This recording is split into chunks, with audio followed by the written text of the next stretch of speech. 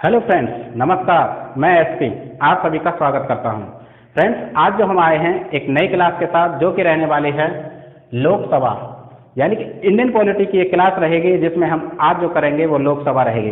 तो फ्रेंड्स, ये जो क्लास रहेगी बहुत इंपॉर्टेंट रहने वाली है, इसे लास्ट तक जरूर से देखें। यदि ये क्लास थोड़ी सी हेल्प करती है तो हमारे इस चैनल को सब्सक्राइब करें, वीडियो को लाइक करें और अपने फ्रेंड्स के साथ जरूर से जरूर शेयर करें। आइए शुरू करते हैं ये क्लास। तो फ्रेंड्स, लोकसभा, ठीक है। लोकसभा से पहले हम इंडियन पार्लियामेंट यानी कि संसद की क्लास कर चुके हैं। संसद में यानी कि राष्ट्रपति को भी हम अलग से कर चुके हैं। राष्ट्रपति से संबंधित 2 क्लास हैं, वो जाकर देख सकते हैं। इसके साथ साथ राज्यसभा जो संसद का उच्च सदन होता है वो, और आज जो रहेगा यानी कि निम्न सदन लोकसभा। आइए लोकसभा को शुरू करते हैं। फ्रेंड्स, जैसा कि आप सभी जानते हैं, लोकसभा यानी कि निम्न सदन होता है, निचला सदन होता है संसद का, ठीक है। इसे टेम्परेरी भी कहते हैं क्योंकि ये प्रत्येक 5 साल बाद स्वतः ही भंग हो जाता है, यानी कि समाप्त हो जाता है। दोबारा से नई लोकसभा निर्धारित की जाती है। तो आइए देखते हैं। फ्रेंड्स, सबसे पहले हम बात करते हैं कि भारतीय संविधान में किस अनुच्छेद में लोकसभा का वर्णन है। तो सबसे पहले जो फर्स्ट पॉइंट रहेगा इस क्लास का इंपोर्टेंट, यानी कि अनुच्छेद 81। अनुच्छेद 81 में क्या है?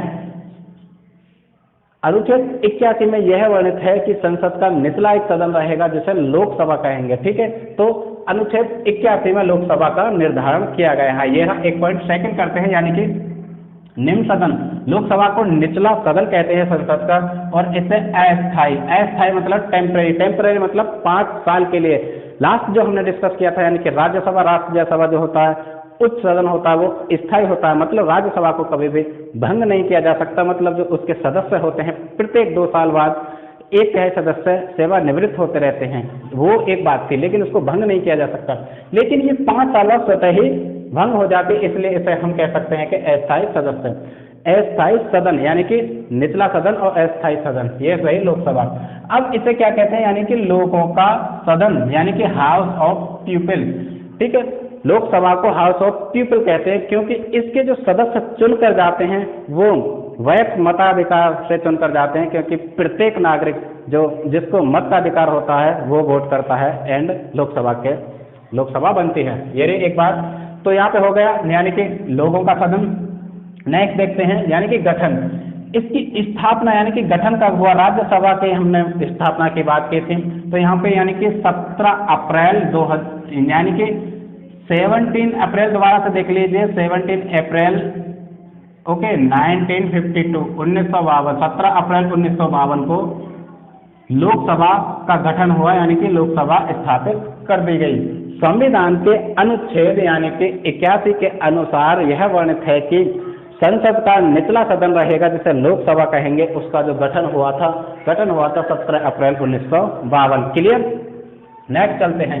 फ्रेंड्स, ये रही लोकसभा से संबंधित कुछ इंपोर्टेंट चीजें। अब हम बात करते हैं यानी कि सदस्य संख्या। लोकसभा की सदस्य संख्या कितनी होती है, कितने सदस्य निर्धारित किए गए हैं, मैक्सिमम एंड मिनिमम, ठीक है।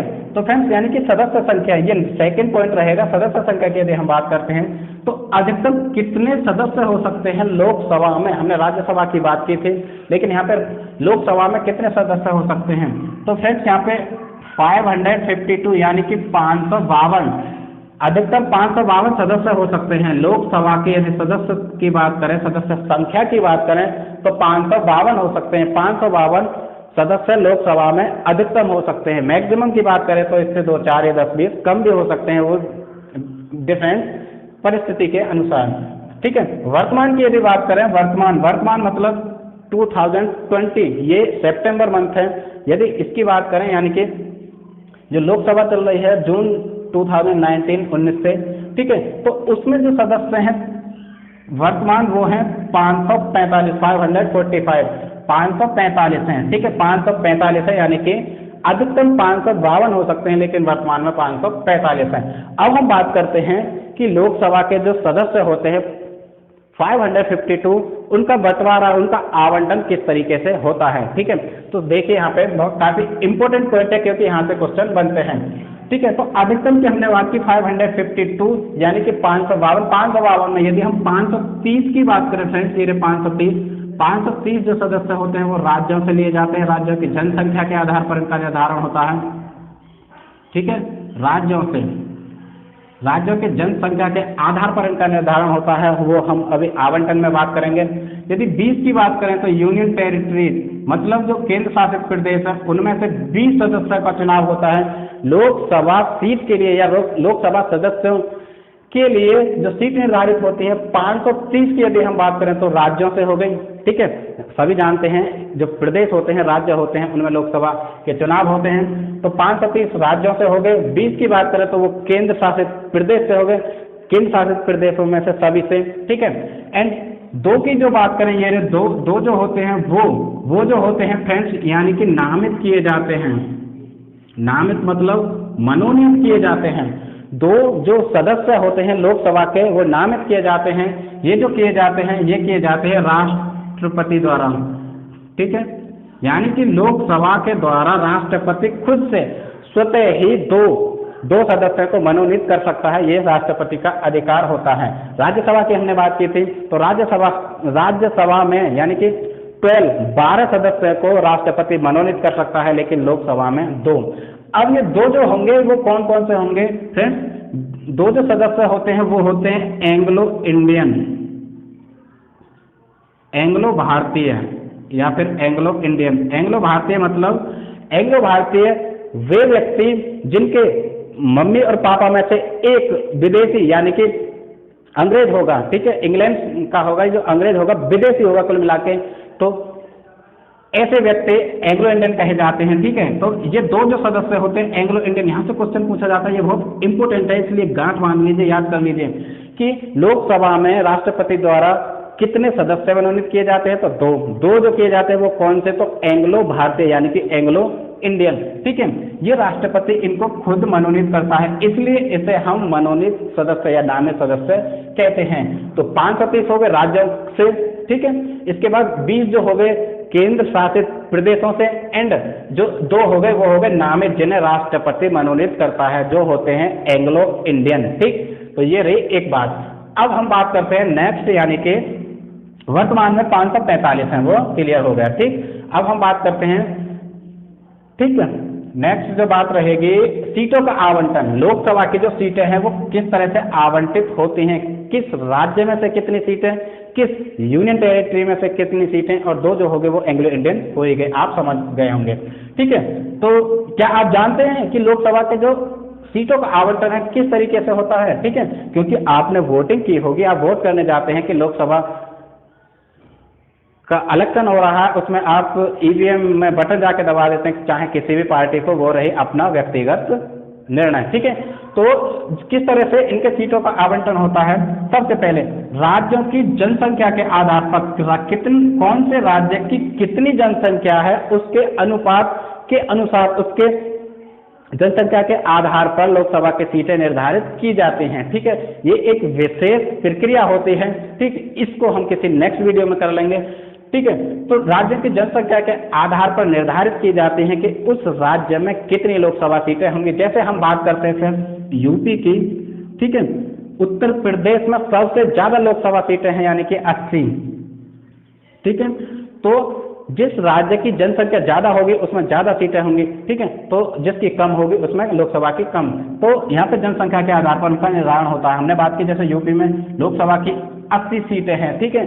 ज्यादा से ज्यादा जो राजनीतिक परिप्रेक्ष्य यानी कि यूपी पर बहुत ज्यादा लोकसभा की सीट निर्धारित होती है, सबसे ज्यादा जो पार्टी यहाँ से सीट ज्यादा निकालती है उसका कुल मिला के कह सकते हैं कि दबदबा ज्यादा रहता है। ये रही एक बात। अब हम बात करते हैं कि 1971, अब ये जनसंख्या कब से निर्धारित की गई है कि लोकसभा की जो सीटें हैं जनसंख्या के आधार पर रहेंगी, तो 1971 यानी कि 1971 की जनसंख्या का आधार अभी तक की यदि हम बात करते हैं फ्रेंड्स, तो 1971 की जनसंख्या आधार बनाया गया था 1971 में, तो उस समय की जनसंख्या के आधार पर ही आज तक लोकसभा की सीटों का निर्धारण होता है। क्लियर?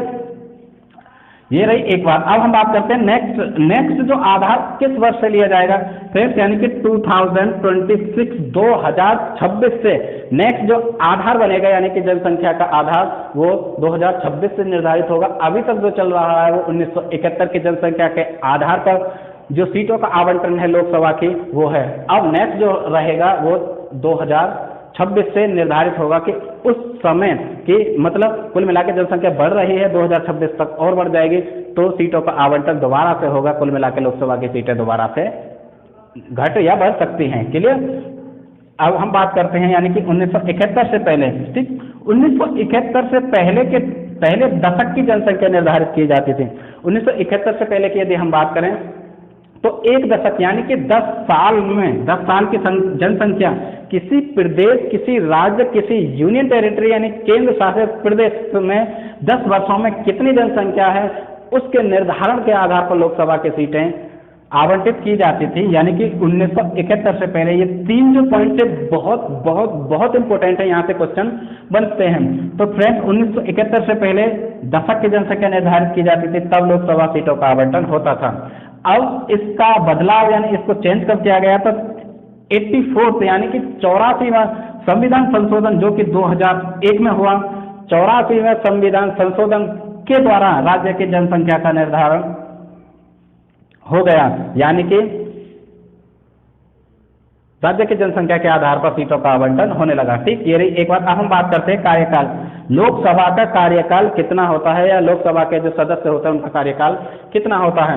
तो फ्रेंड्स सबको पता है 5 वर्ष के लिए कोई भी लोकसभा निर्धारित की जाती है। लोकसभा जो सदस्य होते हैं वो प्रत्येक 5 वर्ष बाद इलेक्शन होता है, कुल मिला के एक लोकसभा निर्धारित की जाती है, प्रधानमंत्री बनता है।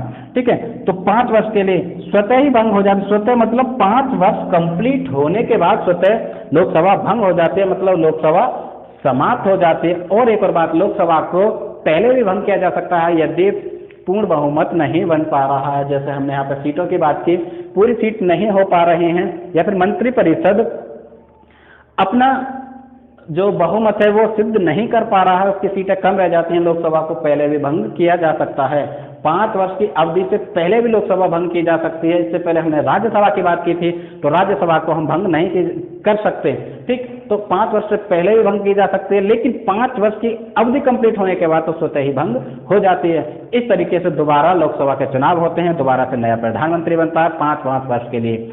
ठीक है, तो ये रही एक बात। अब हम करते हैं 1 वर्ष बढ़ाया जा सकता है। बहुत बहुत इंपॉर्टेंट पॉइंट है यहाँ पे, इसे याद कर लीजिए। यानी 5 वर्ष की लोकसभा की अवधि होती होती है, लेकिन 1 वर्ष बढ़ाया जा सकता है। क्यों? क्योंकि एक विशेष परिस्थिति में जब भी कभी देश में हमने राष्ट्रपति की 3 आपातकालीन यानी कि इमरजेंसी पावर्स का जिक्र किया था, तो 1 वर्ष बढ़ाया जा सकता है यदि देश में आपातकाल की घोषणा हो जाती है। क्या फ्रेंड्स? आपातकाल की घोषणा हो जाती है, तो लोकसभा के अलग से नहीं हो पा रहे हैं 5 वर्ष के बाद भी, तो 1 वर्ष उस स्थिति में लोकसभा की जो कार्य अवधि है उसको 1 वर्ष बढ़ाया जा सकता है, मात्र 1 वर्ष। ठीक है, किस स्थिति में? यानी कि आपातकाल की स्थिति में, सिर्फ आपातकाल की स्थिति में। इस पॉइंट को आप बिल्कुल याद कर लीजिए, काफी इंपॉर्टेंट है कि लोकसभा का जो कार्यकाल है 1 वर्ष यानी कि 1 साल बढ़ाया जा सकता है। किस स्थिति में? तो आपातकाल की स्थिति में। यदि देश में आपातकाल की घोषणा है और लोकसभा का जो कार्यकाल है 5 वर्ष पूरा हो चुका है, ठीक है, तो उस स्थिति में इलेक्शन नहीं हो पा रहे हैं आपातकाल की स्थिति में, ठीक है, तो वहां पे 1 साल और बढ़ाया जा सकता है। ठीक, अब यहाँ पे देखिए नेक्स्ट पॉइंट है, ये भी काफी इंपॉर्टेंट है, यानी कि 6 महीने से अधिक नहीं बढ़ाया जा सकता भाई। ये क्या विरोधाभास? 2 चीज हो गई, 1 वर्ष तक बढ़ाया जा सकता है, दूसरा पॉइंट कहता है कि 6 महीने से अधिक नहीं बढ़ाया जा सकता। तो फ्रेंड्स यहाँ पे दूसरी स्थिति है, यदि देश में आपातकाल की स्थिति नहीं है। कैसी स्थिति है? यानी कि सामान्य स्थिति है, सामान्य परिस्थिति स्थिति है, तो उस समय सिर्फ लोकसभा का जो कार्यकाल है उसे 6 महीने मात्र बढ़ाया जा सकता है, सामान्य। ठीक है, लेकिन आपातकाल की स्थिति में 1 साल से ज्यादा नहीं, और सामान्य स्थिति में 6 महीने से बिल्कुल नहीं बढ़ाया जा सकता। क्लियर? तो यहाँ पे ये 2 पॉइंट है, विरोधाभास उत्पन्न ना हो और आपको कोई भी कंफ्यूजन ना हो, इसलिए आप याद रख लीजिए कि लोकसभा का जो कार्यकाल है 5 वर्ष पूरा हो जाने पर भी 1 वर्ष बढ़ाया जा सकता है, जब देश में आपातकाल की घोषणा हो, आपातकालीन स्थिति हो तब। और 6 महीने बढ़ाया जा सकता है, मतलब सामान्य स्थिति में 6 महीने तक बढ़ाया जा सकता है। क्यों?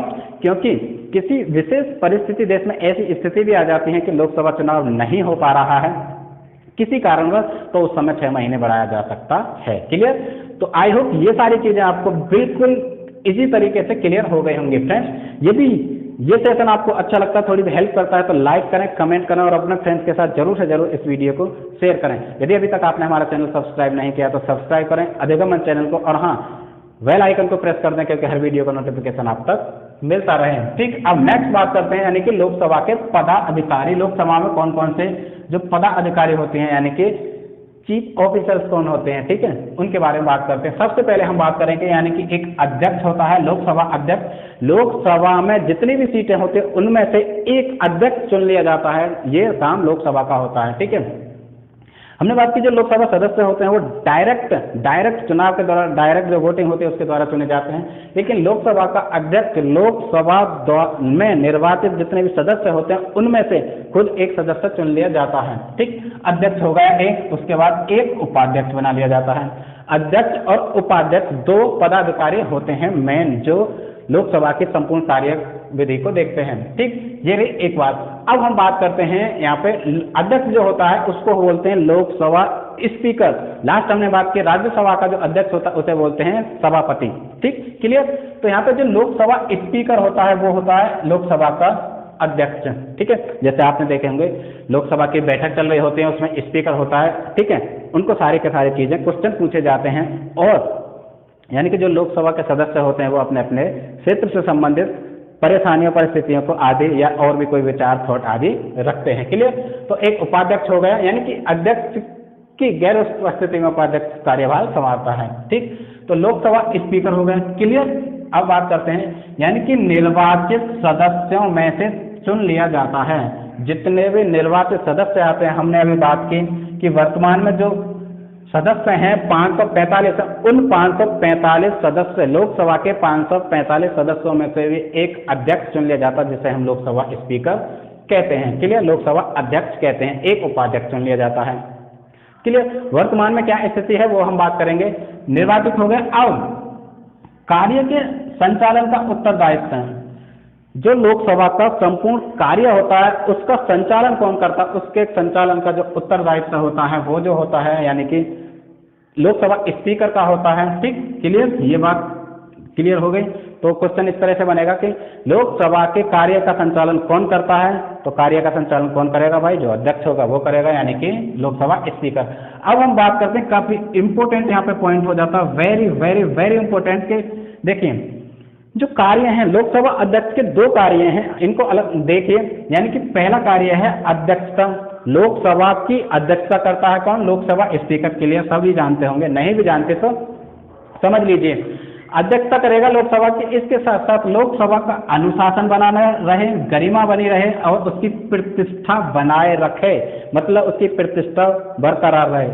तीन चीजें, अनुशासन, गरिमा और प्रतिष्ठा, उसके साथ साथ अध्यक्षता करेगा। क्लियर। इस स्थिति में एक बहुत इंपॉर्टेंट पॉइंट मैं बताने वाला हूं, यानी कि जब अपने कार्य का संचालन कर रहा होता है लोकसभा स्पीकर यानी कि अध्यक्षता कर रहा होता है, अनुशासन, गरिमा और प्रतिष्ठा बनाए रखने की स्थिति में जो न्यायालय होता है, न्यायालय के प्रति लोकसभा स्पीकर उत्तरदायी नहीं होगा।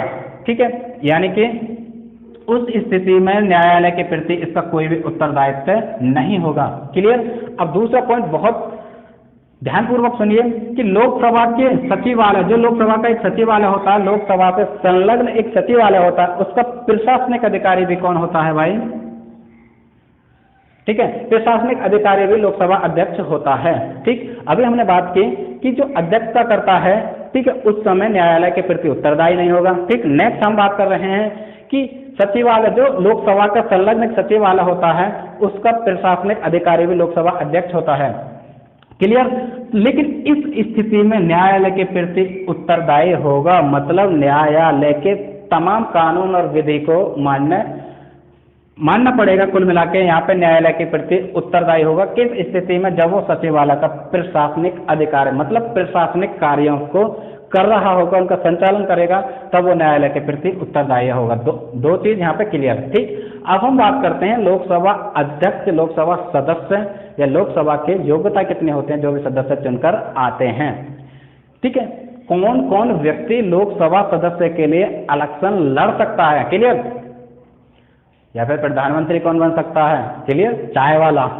चाय बेचने वाला ही प्रधानमंत्री बन सकता है। तो योग्यता तो ज़्यादा जरूरी नहीं है, क्योंकि हमारे देश की ऐसी विडंबना है कि अनपढ़ गंवार जाहिल भी राष्ट्रपति और प्रधानमंत्री बन सकते हैं। लेकिन एक कलेक्टर, डीएम, मजिस्ट्रेट की बात करें तो उसको किन किन परिस्थितियों से कितनी मेहनत के जरिए मतलब वहाँ पे पहुँचना होता है। लेकिन नेताओं की नेतागिरी इस तरह से निर्धारित की गई है कि कोई भी इलेक्शन लड़के कानून व्यवस्था को संचालित करने का काम कर सकता है। एनीवे, वो दूसरी एक चीज़ है, लेकिन हम यहाँ पे बात करेंगे उनकी योग्यताएं, पात्रताएं क्या हैं। तो सबसे पहले तो वो भारत का नागरिक हो, सबसे पहले, ठीक है। जब भी हम संविधान पढ़ रहे हैं, ठीक है, इंडियन पॉलिटी पढ़ रहे हैं, तो इसमें जितने भी अधिकारी होते हैं, प्रशासनिक अधिकारी की यदि हम बात करें, संवैधानिक अधिकारी की बात करें, तो ये तो चीज़ बिल्कुल निश्चित है कि वो इंडियन सिटीजन होना चाहिए, यानी कि भारत का नागरिक होना चाहिए। तो सबसे पहले यहाँ पे योग्यता, लोकसभा के जो सदस्य होते हैं उनकी योग्यता की बात करें तो वो भारत का नागरिक हो, क्लियर। उसके साथ साथ जो उसकी आयु है 25 वर्ष होनी चाहिए। कितनी भाई? 25 ईयर्स। 25 साल से पहले कोई भी व्यक्ति लोकसभा का चुनाव नहीं लड़ सकता। इससे पहले हमने बात की थी यहाँ पे राष्ट्रपति की 35 वर्ष होनी चाहिए, ठीक है। इसके साथ साथ राज्यसभा के सदस्य के लिए 30 वर्ष होनी चाहिए, और यहाँ पे लोकसभा के लिए 25 वर्ष होनी चाहिए, क्लियर। तो ये यहाँ पे इंपॉर्टेंट पॉइंट है। राष्ट्रपति के लिए 35 वर्ष, राज्यसभा सदस्य के लिए 30 वर्ष और लोकसभा के लिए 25 वर्ष, क्लियर। अब हम बात करते हैं यानी कि अतिरिक्त जो योग्यता पात्रता वो संसद द्वारा निर्धारित होती हैं, ठीक। तो ये कुछ योग्यता और पात्रताएं हो गई लोकसभा अध्यक्ष या लोकसभा सदस्य का चुनाव लड़ने के लिए, क्लियर। तो अब नेक्स्ट और पॉइंट, अब हम बात करते हैं वर्तमान परिप्रेक्ष्य। वर्तमान में क्या स्थिति है लोकसभा की, ठीक है, कौन कौन से पदाधिकारी हैं और किस तरह से वो काम कर रहे हैं, ठीक है। तो फ्रेंड्स यहाँ पे वर्तमान परिप्रेक्ष्य में यदि हम बात करें, अध्यक्ष जो लोकसभा अध्यक्ष हैं यानी कि लोकसभा स्पीकर हैं, वो है फ्रेंड्स ओम बिरला, क्लियर। जो ओम बिरला हैं इस समय वर्तमान हम बात कर रहे हैं 2020 सितंबर का ये मंथ है, तो ओम बिरला, क्लियर, यानी कि लोकसभा स्पीकर हैं। ये कब से हैं? यानी कि 11 जून 2019 से, यानी कि 11 जून 2019 से ओम बिरला, ठीक है। क्योंकि ये जो लोकसभा चल रही है, कौन सी लोकसभा है? तो ये यहाँ पे 17वीं लोकसभा है। 17वीं लोकसभा के जो अध्यक्ष हैं वो हैं ओम बिरला, ठीक है। अब हम बात कर लेते हैं यहाँ पे, इसी के साथ साथ सबसे ज्यादा क्वेश्चन यहीं से पूछा जाता है कि लोकसभा के प्रथम अध्यक्ष, प्रथम स्पीकर कौन थे? लोकसभा के प्रथम स्पीकर कौन थे? फ्रेंड्स यहाँ पे ये बहुत important, very very very important यहाँ पे क्वेश्चन पूछा जाता है हर एग्जाम में। तो यहाँ पे प्रथम की बात करें, जीवी मावलंकर को यानी कि प्रथम लोकसभा स्पीकर माना जाता है। माना जाता नहीं थे, मतलब लोकसभा स्पीकर, प्रथम लोकसभा स्पीकर थे जीवी मावलंकर, क्लियर। वर्तमान की बात करें तो ओम बिरला, ठीक, क्योंकि वर्तमान जो करंट अफेयर उससे क्वेश्चन बनते हैं, तो ये चीज़ आप याद कर लीजिए। अब हम बात करते हैं उपाध्यक्ष। वर्तमान उपाध्यक्ष कौन है? अभी हमने बात की थी कि जो पदाधिकारी होते हैं उसमें एक अध्यक्ष होता है, एक उपाध्यक्ष होता है, ठीक है। जैसे कि प्रधान, उप प्रधान, मुख्यमंत्री, उप प्रधानमंत्री, इस तरह से होते हैं ना। तो यहाँ पे उपाध्यक्ष की यदि हम बात करते हैं तो इस समय का यानी कि जो स्थान है वो बिल्कुल रिक्त है, कोई भी उपाध्यक्ष नहीं है, क्लियर। सिर्फ एक अध्यक्ष है ओम बिरला, वो ही लोकसभा को देखते हैं, क्लियर। अब हम बात करते हैं, दो व्यक्ति और होते हैं सदन का नेता, ठीक है। यानी कि सदन के नेता की यदि हम बात करें तो नरेंद्र मोदी हैं, जो कि देश के प्रधानमंत्री भी हैं, ठीक है। नरेंद्र मोदी सदन के नेता हैं लोकसभा में, और ये कब से कब तक हैं? यानी कि 26 मई 2014 से अब तक, 26 मई 2014 से अब तक ये सदन के नेता हैं। नेक्स्ट, विपक्ष का नेता कौन है? ठीक है, लोकसभा में विपक्ष का नेता, तो फ्रेंड विपक्ष का नेता भी एकदम खाली, सिफर, मतलब जीरो, रिक्त है। विपक्ष में कोई भी नेता नहीं है, क्योंकि विपक्ष का नेता बनने के लिए भी एक निर्धारित वोटिंग होती है, एक निर्धारित निर्वाचन मंडल, मतलब कुल मिला कह सकते हैं कि एक निर्धारित सीटें होती हैं, वो पूरी नहीं कर पा रहे, इसलिए विपक्ष में कोई नेता नहीं है, क्लियर। और ये जो लोकसभा कौन सी है? ये है 17th यानी कि 17वीं लोकसभा इस समय चल रही है, जिसकी हम बात कर रहे हैं, ठीक है। तो एक बार दोबारा से देख लीजिए, लोकसभा स्पीकर ओम बिरला, प्रथम जीवी मावलंकर, उपाध्यक्ष रिक्त है, सदन के नेता नरेंद्र मोदी, ठीक है, विपक्ष का नेता वो भी रिक्त है। ये 17वीं लोकसभा है, ये कब से है? जून 2019 से लेकर जून 2024, यानी कि जून 2019 से लेकर जून 2024 तक ये लोकसभा चलने वाली है, सत्र में, ठीक है। 24 में इलेक्शन होंगे, फिर 18वीं लोकसभा रहेगी, ठीक है। उस समय कौन प्रधानमंत्री रहेगा ये, ठीक है, आप सभी के हाथ में है, क्योंकि आप वोट डालते होंगे, वो रही दूसरी बात, ठीक है। तो फ्रेंड्स, हमने यहाँ पे डिस्कस किया, यानी कि लोकसभा भारतीय संविधान के अंतर्गत, यानी कि भारतीय संसद का निम्न सदन, इसमें हमने डिस्कस किया लोकसभा को, व्यू द पॉइंट, एक एक पॉइंट को इस तरह से डिस्कस किया जैसे हम क्रीम लेकर आए हों। तो फ्रेंड्स, ये जो सेशन, ये जो क्लास रहेगा, आपके एग्जाम में हेल्प करेगा। यदि आपको थोड़ी भी हेल्प करता है तो लाइक करें, कमेंट करें और शेयर करें। यदि अभी तक आपने हमारा चैनल सब्सक्राइब नहीं किया तो सब्सक्राइब करें। मैं एस के आपसे विदा लेता हूँ। नमस्कार।